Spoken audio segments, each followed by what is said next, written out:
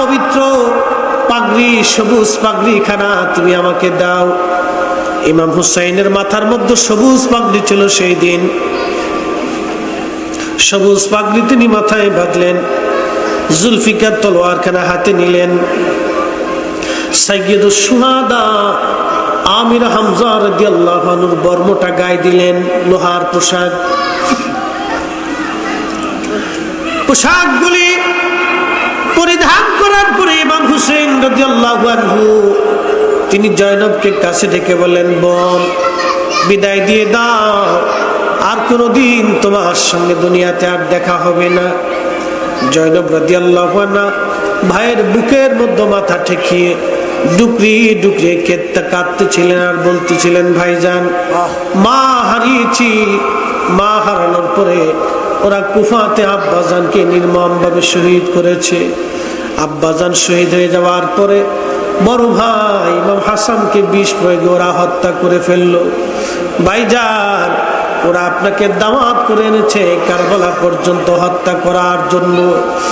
আমার চোখের সামনে আমার 5টা সন্তান এই কারবালার ময়দানে শহীদ হয়ে ঘুমায় আছে।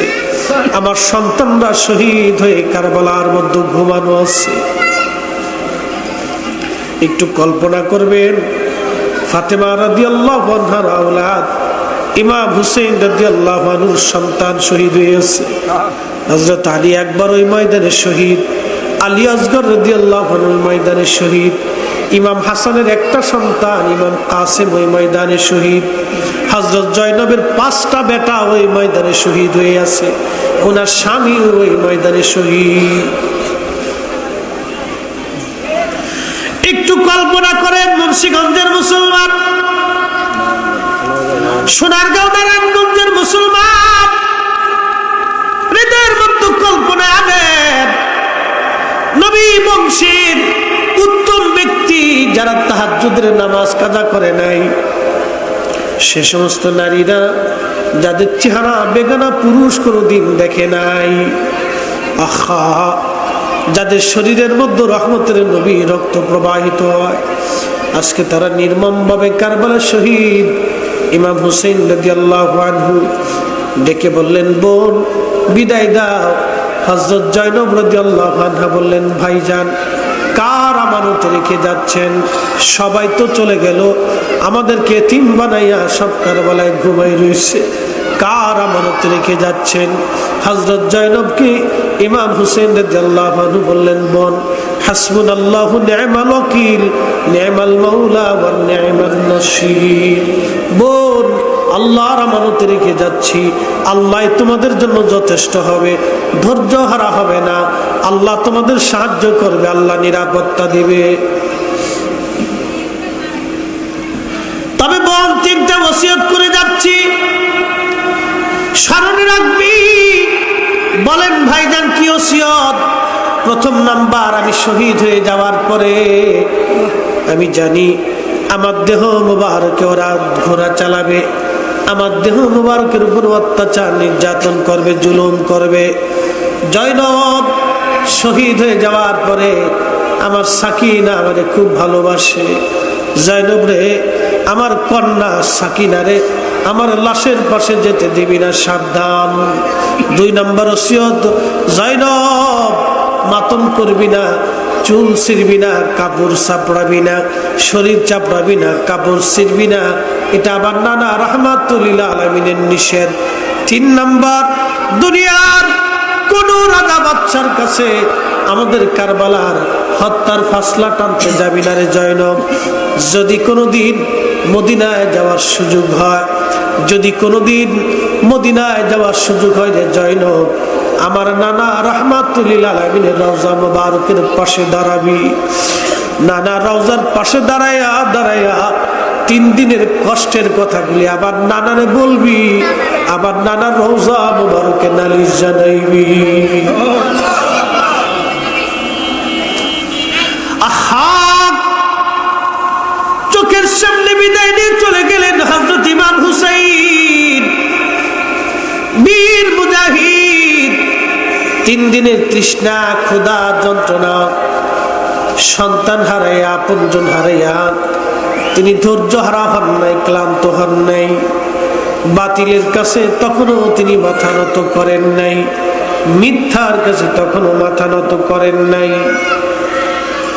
হযরত ইমাম হুসাইন রাদিয়াল্লাহু আনহু ওই ময়দানে যুদ্ধ শুরু করলেন। একে একে 133টা তীর ওনার পুরা শরীর মুবারক খানাকে ঝাঁঝরা করে ফেললো। 21টা বর্ষার আঘাত ওনার পুরা শরীরটাকে ঝাঁঝরা করলো। আহা, 33টা তলোয়ারের আঘাত ওনার শরীরে লেগেছিল। পড়ে গেলেন ইমাম হুসেন ময়দানে দস্তে কারবালায়। আহা, সীমার এসে বুকের মধ্যে চড়ে বসছে। সীমার যখন গলার মধ্যে তলোয়ার চেপে ধরছে, ইমাম হুসেন ডাক দিলে, সীমার রে, আমি নানা রহমাতুল আলামিনের জবান থেকে শুনেছিলাম 50 বছর আগে নানাজি বলেছিলেন, হুসাইন রে, আমি স্বপ্ন দেখেছি একটা কালো ডোরাকাটা কুকুর তোমার শরীরে মুখ লাগাইছে, তোমার রক্তের মধ্যে মুখ লাগাইছে রে হুসাইন। সীমা ছিল কালো, রোগ ছিল শ্বেত রোগ, জায়গায় জায়গায় সাদা, জায়গায় জায়গায় কালা। হযরত ইমাম হুসেন বলেন, বুঝছি সীমা, তুই আমাকে শহীদ করে দিবি। সীমা রে, আমাকে একটু সময় দিবি, 2 রাকাত নামাজ আমি আদায় করে নেব। ধীরে ধীরে চালাও ছুরি সীমা আমারি গলায়, জয়নাল আবেদিনের কান্দন শুনতে দাও। ধীরে ধীরে চালাও ছুরি সীমা আমারি গলায়,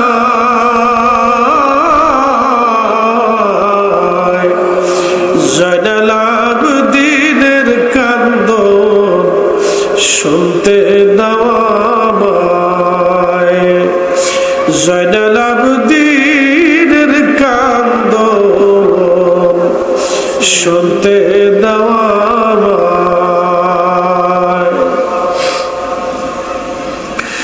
আমার নানা নবী ছিল গুনাহগারের শাফি হলো, আমার নানা নবী ছিল গুনাহগারের শাফি হলো। সেই গলেতে চুমা দিত, সেই গলেতে চুমা দিত নানাজি সদা।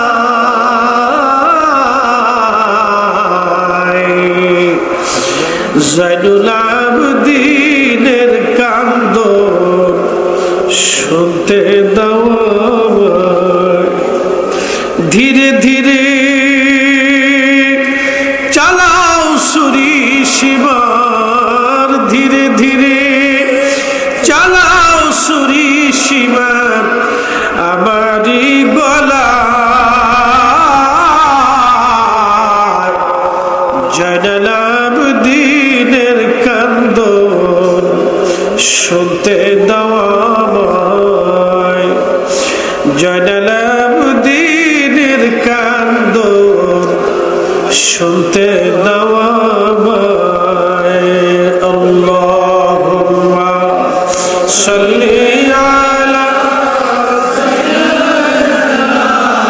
মাওলানা মুহাম্মদ সাইয়্যিদিনা মাওলানা।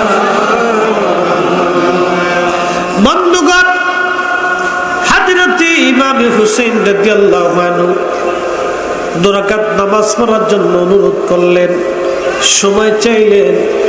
আহা, সেই কঠিন সময়ে আওলাদ রাসূল নামাজ ছেড়ে দেন নাই।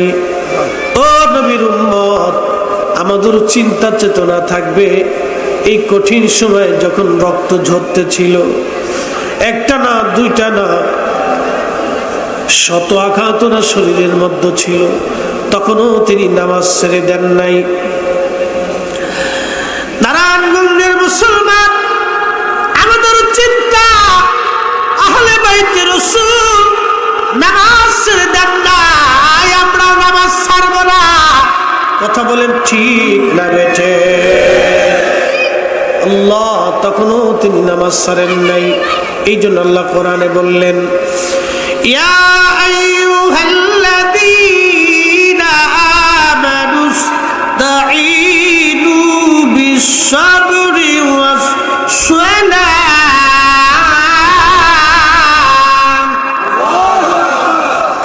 আল্লাহ বলেন, হে ঈমানদার, তোমরা সালাত এবং সবরের মাধ্যমে আমি আল্লাহর সাহায্য চাও, নামাজের মাধ্যমে সাহায্য চাও, ধৈর্যের মাধ্যমে সাহায্য চাও।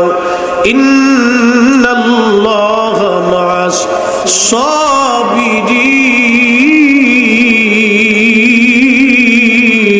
সাবিরিন, নিশ্চয় আমি আল্লাহ সবরকারীদের সাথে থাকি।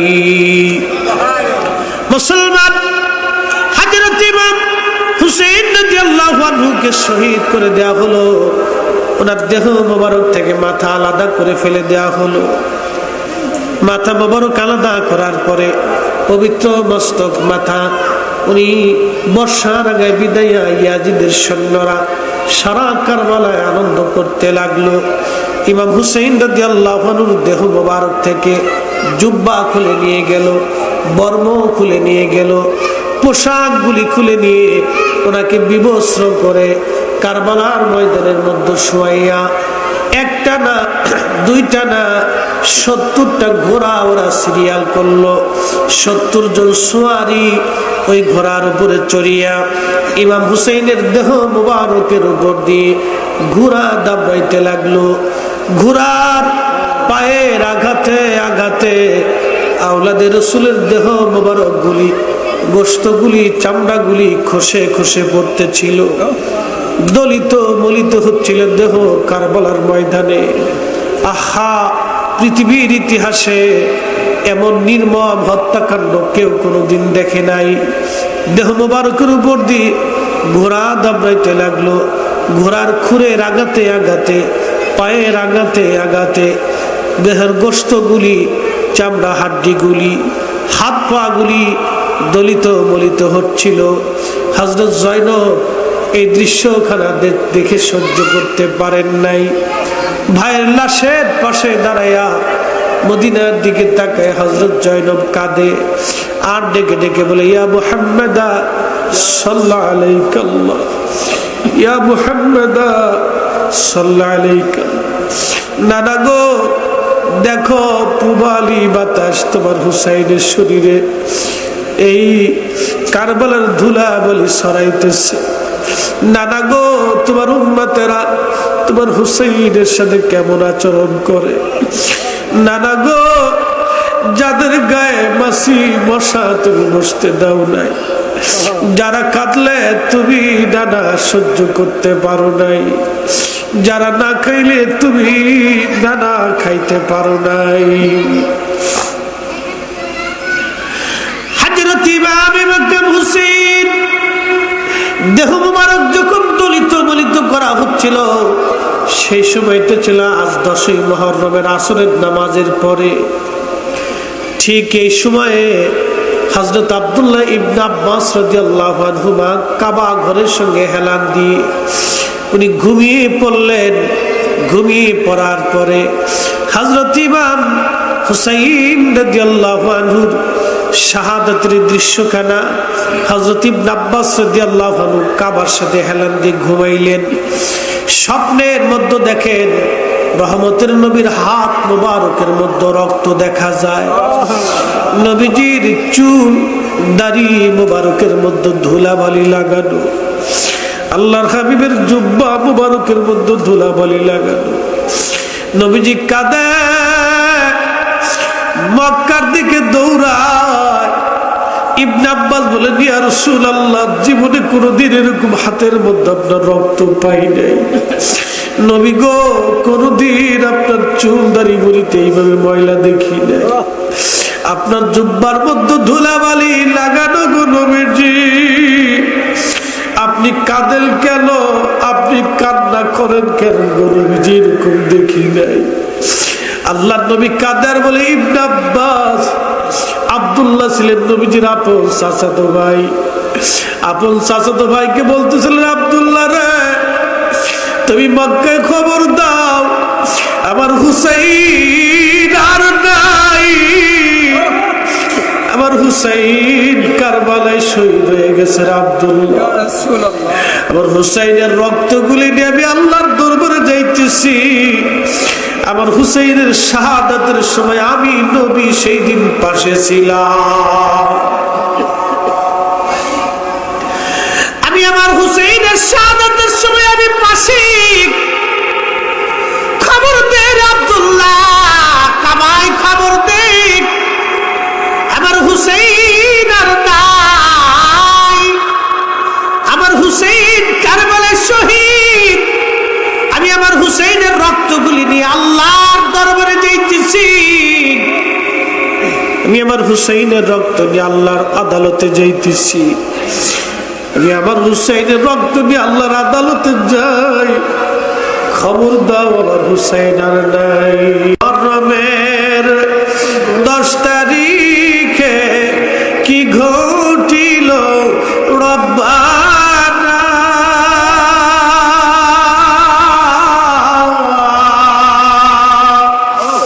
মুহররমের 10 তারিখে কি ঘটিল রব্বানা। কলিজা ফাটিয়া যায় রে বলিতে সেই ঘটনা। হাসান শহীদ জোহরেতে, হুসাইন শহীদ কারবালায়।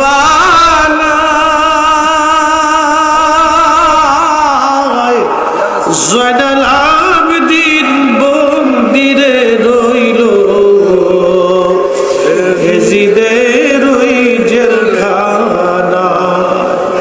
জয়নাল আবেদিন বন্দিরে রইল, এজিদের ওই জেলখানা। দেহ মুবারক এইভাবে নিষ্পেষিত করার পরে আহা আওলাদে রাসূলের জানাজার নামাজ ওরা পড়ে নাই। কি নির্মম ইতিহাস!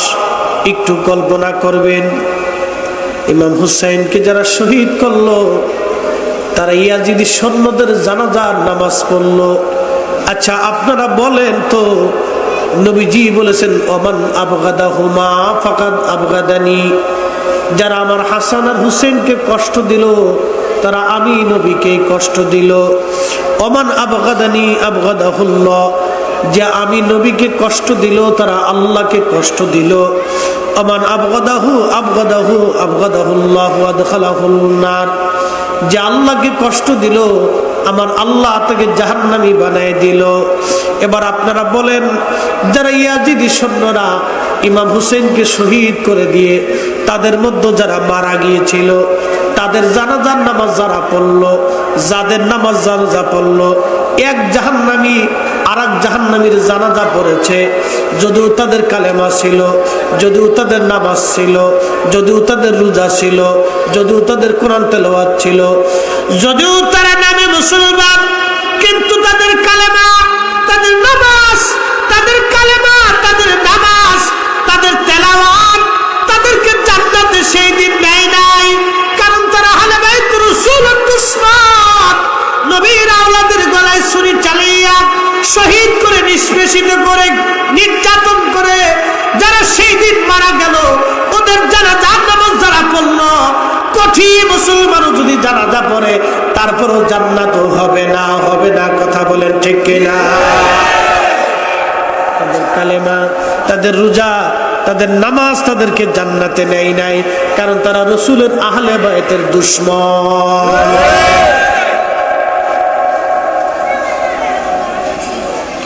এখান থেকে বুঝে যাবেন হক বাতিল বুঝাটা জরুরি। বাজার এখান থেকে বুঝাটা জরুরি। পাকিস্তানের একজন যুবক, তার নাম ইলমুদ্দিন, মসু নাই, দাড়িও নাই, লেখাপড়া নাই। অযুবক শুনে যাও, ইলমুদ্দিন মসু নাই, দাড়িও নাই, লেখাপড়া নাই, দিন আনে দিন খায়। সে ছিল মজুরি শ্রমিক। আপনাদের আঞ্চলিক ভাষায় বলে কামলা, শ্রমিক। কোন রকম সারাদিন কাজ করে, রুজি করে, কোন রকম সংসার চালাইতো। নাম ইলমুদ্দিন। ভারতের একজন লেখক বই লেখলো রঙ্গিলা রসুল, আমার নবীর নামে রঙ্গিলা রসুল লাগাইয়া সে একটা বই লেখলো।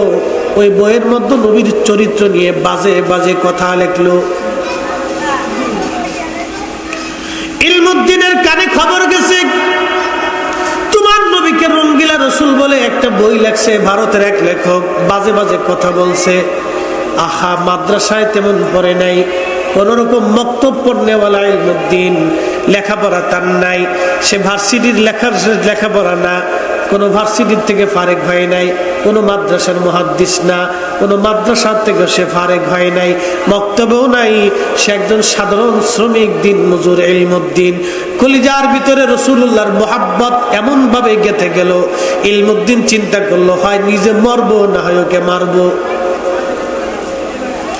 শেষ পর্যন্ত ভারত আসলো পাকিস্তান থেকে, ব্রিটিশ আমল। পাকিস্তান থেকে ভারত এসে সেই রঙ্গিলা রসুলের লেখকরা মেরে ফেললো। তো মেরেছিল কোথায় জানেননি? একবারে আপনার আদালত ভবনের মধ্যে সবার সামনে মেরে ফেললো। যখন মেরে ফেললো, পুলিশ তাকে ধরে নিয়ে গেল, মামলা হয়ে গেল একবারে।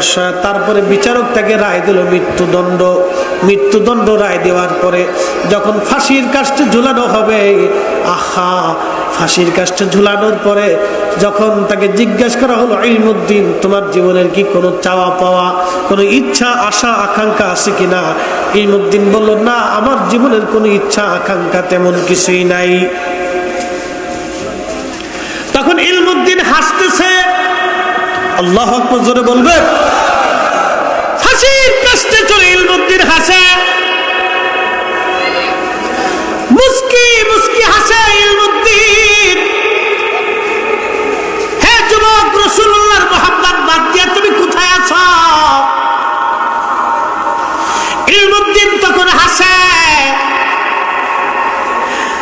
তখন ফাঁসির কাস্টে যারা ঝুলাবে, বিচারক থেকে শুরু করে উপস্থিত সবাই নির্বাক, হায় হায়, কত মানুষকে ফাঁসি দিলাম। ফাঁসির আগে কান্নাকাটি করে, হাওমাও করে। আজকে একটা যুবক ইলমুদ্দিন, সে ফাঁসির কাস্টে দাঁড়াইয়া হাসতেছে। জিজ্ঞেস করে, ইলমুদ্দিন, তুমি হাসো কেন? তোমার কি ভয় করে না? ইলমুদ্দিন বলল, আমি যার প্রেমের মালা গলায় দিয়া ফাঁসির মালা গলায় দিছি আজ, আমি যেই নবীর প্রেমের মালা গলায় লাগাইয়া ফাঁসির দড়ি গলায় ঝুলাইতেছি, সেই নবী গত রাত আমাকে স্বপ্নে আমার সাথে কথা বলে গেছে। আল্লাহু আকবার, আল্লাহু আকবার। চিৎকার মেরে বলেন, ইয়া রাসূলুল্লাহ, বলেন আমাদের রাসূল আসেনি? নবী আছে? আর হাত উঁচু করে বলেন, আসেনি নবী?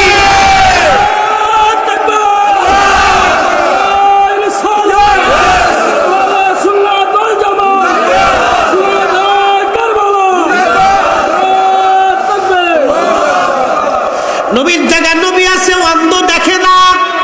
কি কথা বলেন? ঠিক, নবীর জায়গায় নবী আছে, অন্ধ দেখে না।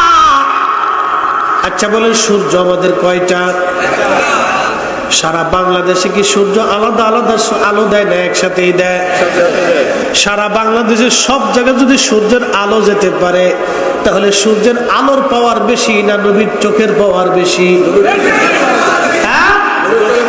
আস্তে জোরে বলেন, জোরে বলেন। ভয় নাই, পুলিশে মামলা দিবে না। জোরে বলেন। নবীর মুজিজার চোখের পাওয়ার বেশি। আরে সূর্য যেখানে যেতে পারে না, নবীর চোখের আলো সেখানে যায়। ইলমুদ্দিন রাত্রিবেলা নবী স্বপ্নে আসছে, কথা বললেন, ইলমুদ্দিনকে সান্ত্বনা দিলেন। ফাঁসির কাষ্টে ঝুলে ইলমুদ্দিন হাসে। ইলমুদ্দিন বললেন, আমি গত রাত্রিবেলা আমার নবী আমার সাথে কথা বলে গেছে, আমি কিছুক্ষণ পরে জান্নাতে আমার নবীর সাথে একসাথে মিলিত হব। ইয়া রাসূলুল্লাহ, ইয়া রাসূল, এ সবজ গম্বদ ওয়ালে मंजूर दुआ करना, जब वक्त नजर आए आका दीदार आता करना, दीदार आता करना। मैं कब्र अंधेरी में घबराऊंगा जब तन्हा, मैं कब्र अंधेरी में घबराऊंगा जब तन्हा, इमदाद मेरी करने आ जाना रसूल अल्लाह, इमदाद मेरी करने आ जाना रसूल अल्लाह, रोशन मेरी तुर्बत को लिल्लाह जरा करना, जब वक्त नजर आए आका दीदारे आता करना, दीदारे आता करना। नबी सलाते दम दाइमान सलातुल कुसुबेर नामाज शेष करलेन। सूरा बाकारा, सूरा आल इमरान দিয়ে লম্বা সেজদা, লম্বা রুকুতে আল্লাহ নবী সলাতুল কুসুফের নামাজ মানে সূর্য গ্রহণের নামাজ নবীজি শেষ করলেন। নামাজ পড়ার পরে মুসল্লায় দাঁড়িয়ে আল্লাহ নবী হাত বাড়িয়ে দিয়ে হঠাৎ করে হাত সরিয়ে নিয়ে আসছে। সাহাবে আজমাইন বললেন, ইয়া রাসূলুল্লাহ, জীবনে কোনোদিন এইরকম সালাত তো দেখিনি, আপনি মুসল্লায় দাঁড়িয়ে হাত বাড়িয়ে দিলেন আসমানে, আবার সরিয়ে নিয়ে আসলেন, কারণ হেতু বুঝলাম না। আল্লাহ নবী বললেন, সাহাবীরা, আমি খোদার জান্নাত দেখেছি, জান্নাতের আঙ্গুর ফল আনার জন্য হাত বাড়িয়ে দিয়েছি। আসতে হয়ে গেল না? নবী কোথায়? মদিনা। নবী কোথায়? মদিনায় থেকে মদিনার নবী যদি জান্নাতের আঙ্গুর দেখে, মদিনায় থেকে মদিনার নবী যদি জান্নাতের আঙ্গুর দেখে, তো রাসূলের চোখের থেকে জান্নাত বেশি দূরে না। নবীর চোখ থেকে যদি জান্নাতের আঙ্গুর দেখা যায়, যদি আঙ্গুর বেশি দূরে না থাকে, তাহলে নবীজির ওই পবিত্র চক্ষু মুবারক থেকে আমরাও বেশি দূরে না। আপনি বুঝেন না, সেটা আপনার বুঝের দোষ। আপনার ইয়াকিন নেই, সেটা আপনার ইয়াকিনের দোষ। আপনি ধর্মের দোহাই দেন কেন? শিরকের মাসালা দেন কেন?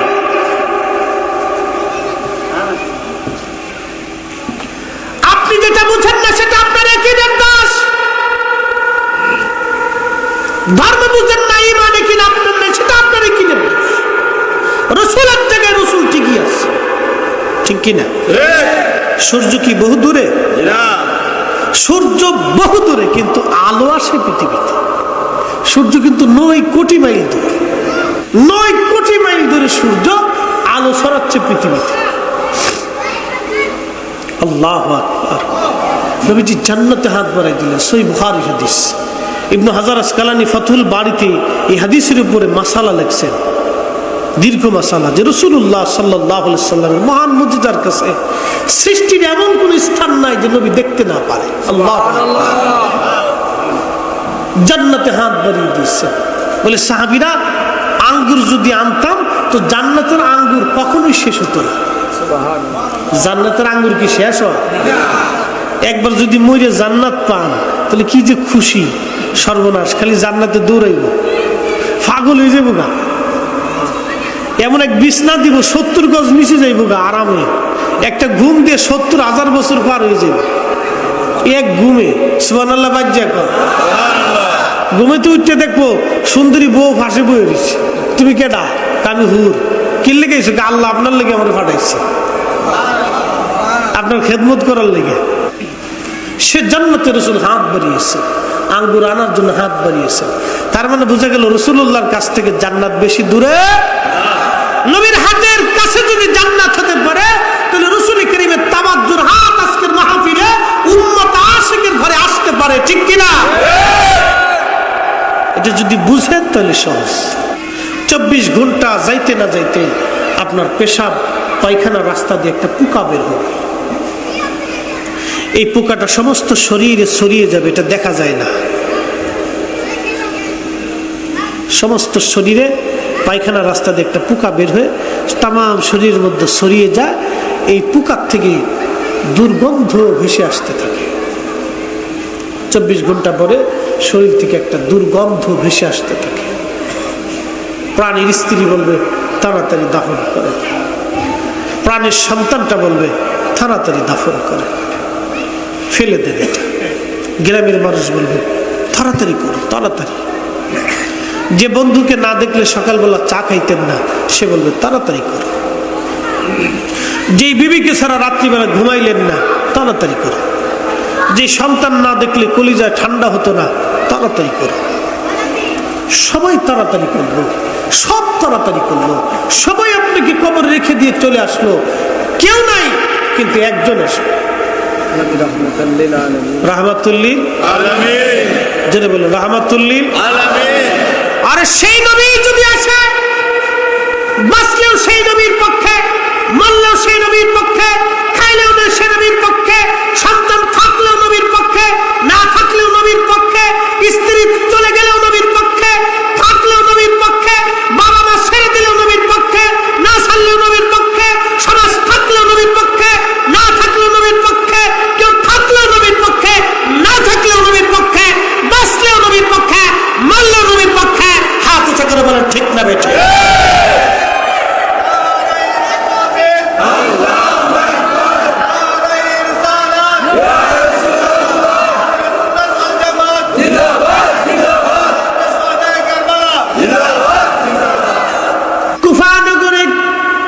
নিয়ে যাওয়া হলো ইমাম হুসেন রাদিয়াল্লাহু আনহুর মাথা মোবারক। খুব মনোযোগ দিয়েন। মাথা মোবারক নিয়ে যাওয়ার পরে কুফার সেন্ট্রাল মসজিদ, যেটা আল্লাহর ঘর, এই মসজিদে গভর্নর আসলেন নামাজ পড়ানোর জন্য। গভর্নরের নাম হলো ইবনে জিয়াদ। ইবনে জিয়াদ অর্থাৎ জিয়াদের সন্তান। জিয়াদ ছিল জারজ। তার বাবার কোনো পরিচয় ছিল না, কিন্তু জিয়াদের যে স্ত্রী ছিল মারজানা, এই মারজানা ছিল উবাইদুল্লাহর মা। মাটা বড় ভালো ছিল, উবাইদুল্লাহর মা খুব ভালো ছিল। ইমাম হুসেনকে শহীদ করার পরে মা খুব তাকে গালিগালাজ করেছিল, রে বেটা করলি কি, আখিরাত বরবাদ করলি, নবীর সুপারিশকে ধ্বংস করে দিলি। উবাইদুল্লাহ ইবনে জিয়াদ, তার বাবা ছিল জারজ, রক্তের মধ্যে ছিল ভেজাল। মনোযোগ দিবেন। উবাইদুল্লাহ ইবনে জিয়াদ ইমাম হুসেন রাদিয়াল্লাহু আনহুর পবিত্র মাথা মোবারক নিয়ে গেল কুফাতে। এই কুফাতে উবাইদুল্লাহ ইবনে জিয়াদ সে একটা প্লেটের মধ্যে পবিত্র মাথা মোবারক রেখে সে নিজে মিম্বরে বসে, পায়ের সামনে পায়ের নিচে ইমাম হুসেন রাদিয়াল্লাহু আনহুর পবিত্র মাথা মোবারক রেখে মসজিদের মধ্যে হাজার হাজার মুসল্লিদের মজলিসে উবাইদুল্লাহ ভাষণ দেয়। ও মুসলমানেরা, আমিরুল মুমিনিন ইয়াজিদের বিজয় আল্লাহ দিয়েছে, আর মিথ্যাবাদী হুসাইনের পরাজয় আল্লাহ দিয়েছে। একবার জোরে বলা যাবে কি?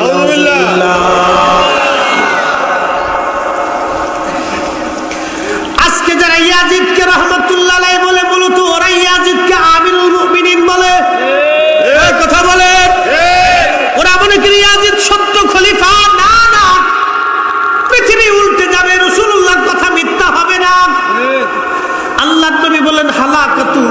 উম্মতি আলা ইয়াদাই গিলমাতিন মিন কুরাইশ। সহিহুল বুখারী, বুখারী শরীফের হাদিস। নবী বলতেছিলেন, উম্মত রে, আমার কুরাইশ বংশের যুবকের মাধ্যমে আমার উম্মত ধ্বংস হয়ে যাবে। হালাকাতু উম্মতি, আমার উম্মত হালাক হয়ে যাবে, ধ্বংস হবে। এই হাদিস যখন মসজিদে নববীর মধ্যে বসে আবু হুরায়রা রাদিয়াল্লাহু আনহু বলতেছিলেন, তখন মারওয়ান বলল, রে আবু হুরায়রা, সেই ছেলেটাকে বলো আমি তাকে হত্যা করে ফেলবো। তখন আবু হুরায়রা বললেন, না, আমি তাকে চিনি, তার বাবার পরিচয় চিনি, তবে বলা যাবে না। কিন্তু হযরত আবু হুরায়রা একটা দোয়া করতেন, সব শোনার জন্য তিনি দোয়া করতেন। বাজারে বাজারে হাঁটতেন আর দোয়া করতেন, আল্লাহুম্মা লা তুদরিকনি সানাতুস সিত্তিনা ওয়ালা ইমারাতুস সিবিয়ান। আল্লাহ, 60 হিজরির ওই যুবকের শাসন থেকে তুমি আমাকে বাঁচাও। আল্লাহুম্মা লা তুদরিকনি সানাতুস সিত্তিন ওয়ালা ইমারাতুস সিবিয়ান। আল্লাহ, 60 হিজরির যুবকের শাসন থেকে তুমি আমাকে বাঁচাও। আল্লাহ, 60 হিজরির যুবকের শাসন থেকে তুমি আমাকে বাঁচাও। হযরত আবু হুরায়রার দোয়া, রাসূল কারীমের ভবিষ্যৎবাণী, দুইটা থেকে ইমাম ইবনে হাজার আসকালানী সহিহুল বুখারী, শরহে বুখারী, ফাতুল বারীর মধ্যে তিনি লেখেন, ও নবীর উম্মতেরা, আবু হুরায়রার হাদিস, হালাকাতু উম্মতি আলা ইয়াদাই গিলমাতিন মিন কুরাইশ। কুরাইশ বংশের এক যুবকের মাধ্যমে নবীর উম্মত ধ্বংস হবে।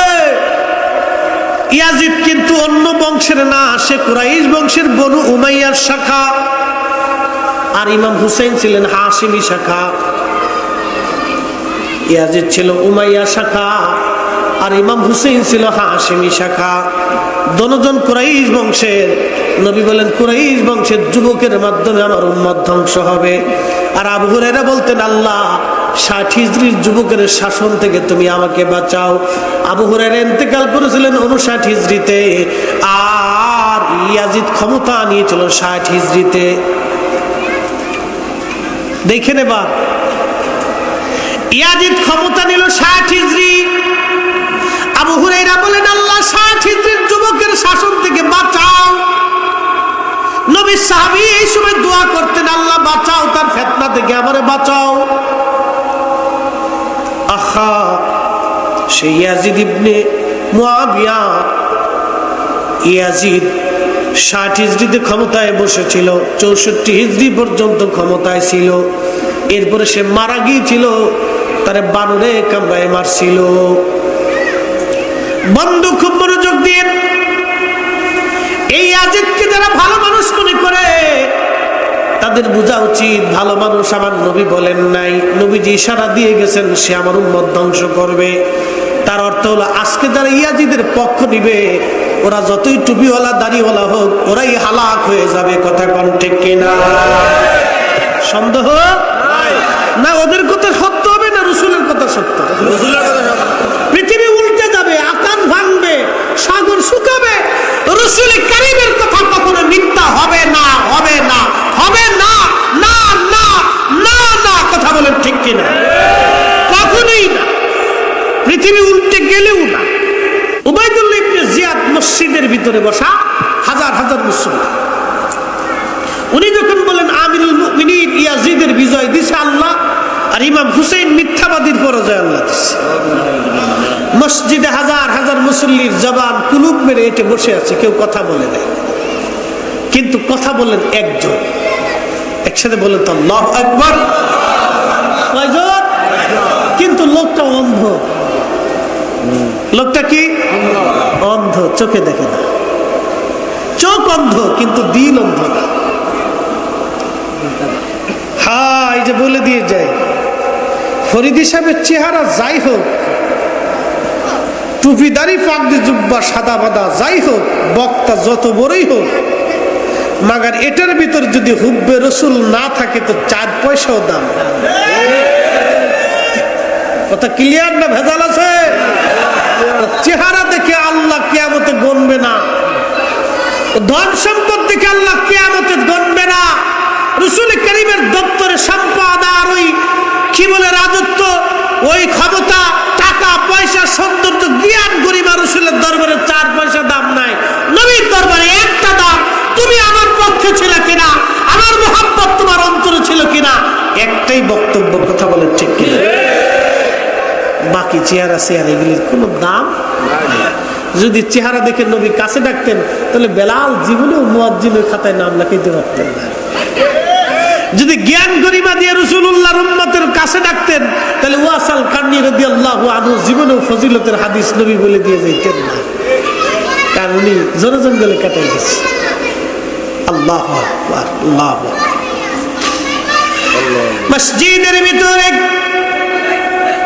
হাজার হাজার মুসল্লি, কোন মুসল্লি প্রতিবাদ করে নাই, একজন প্রতিবাদ করলেন, তার নাম হযরত আফিফ রাদিয়াল্লাহু আনহু।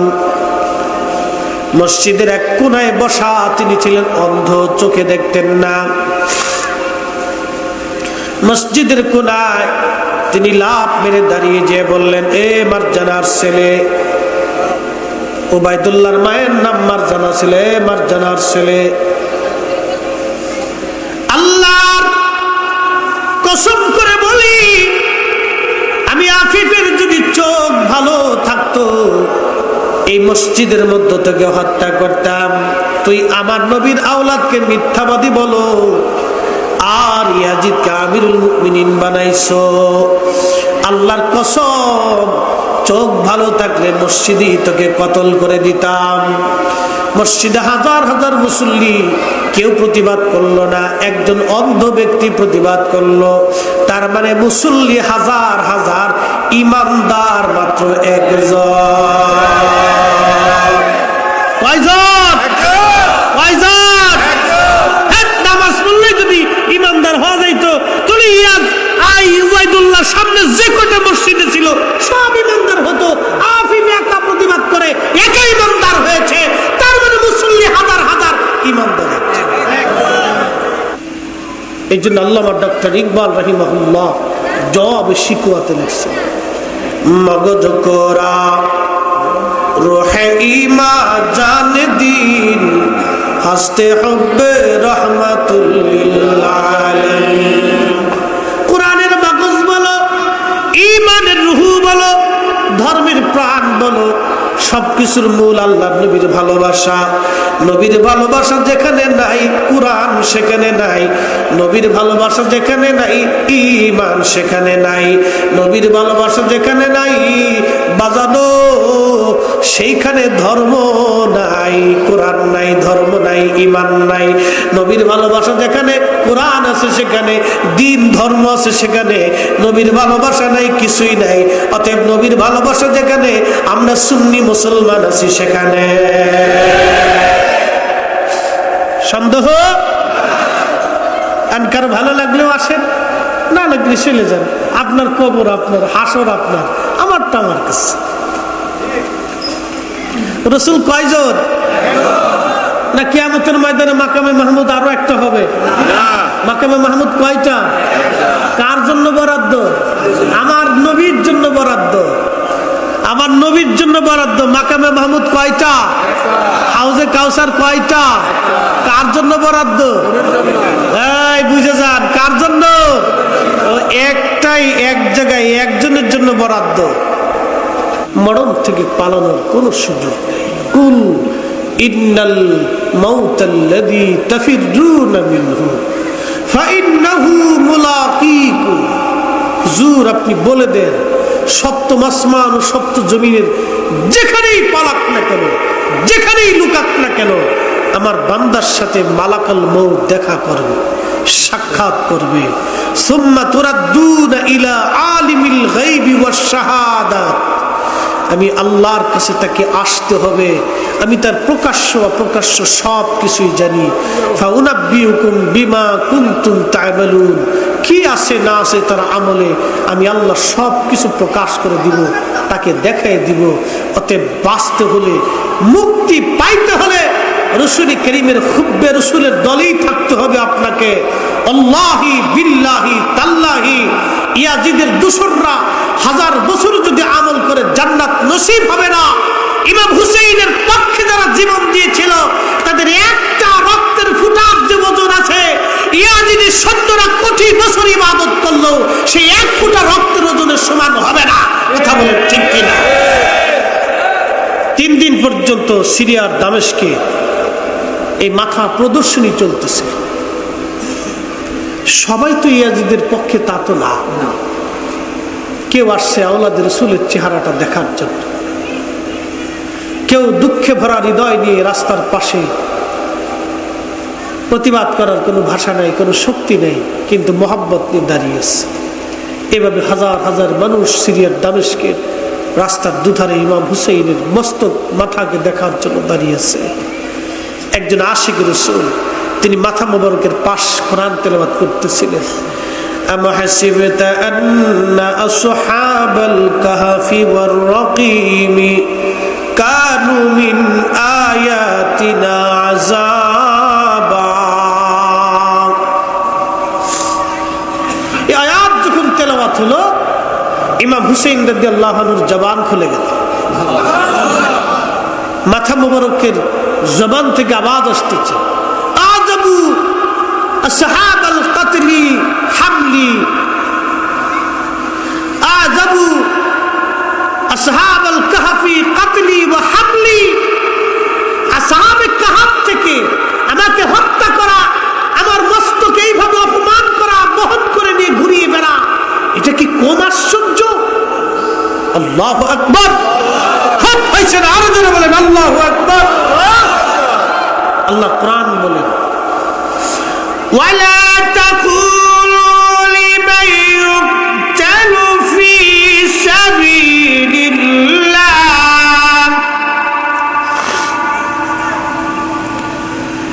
ফি সাবিলিল্লাহি আমওয়াত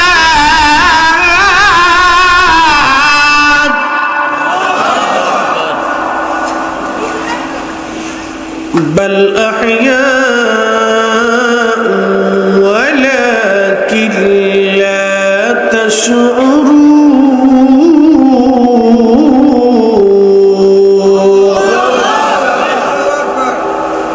আল্লাহ বললেন, আমি আল্লাহর পথে যারা জীবন দেয়, আমি আল্লাহর পথে যারা শহীদ হয়ে যায়, তোমরা তাদেরকে মরা মনে করিও না। বাল আহইয়া, তারা জিন্দা, জিন্দা, তোমরা সেটা অনুধাবন করো না, তোমরা বুঝো না। একবার জোরে বলা যাবে কি সুবহানাল্লাহ? এই আশিকের রাসূল ইমাম হুসেন রাদিয়াল্লাহু আনহুর ওই খণ্ডিত মস্তক মোবারকের মাথা মোবারকের চুমা দিলেন, ওনার ঠোঁটের মধ্যে চুমা দিলেন, আহা, ওনার কপালে চুমা দিলেন, ঠোঁটে চুমা দিলেন। ইমাম হুসেন রাদিয়াল্লাহু আনহুর মাথা মোবারক ওইভাবে 40 দিন পর্যন্ত সিরিয়ার দামেস্কে এইভাবে রেখে দেওয়া হলো।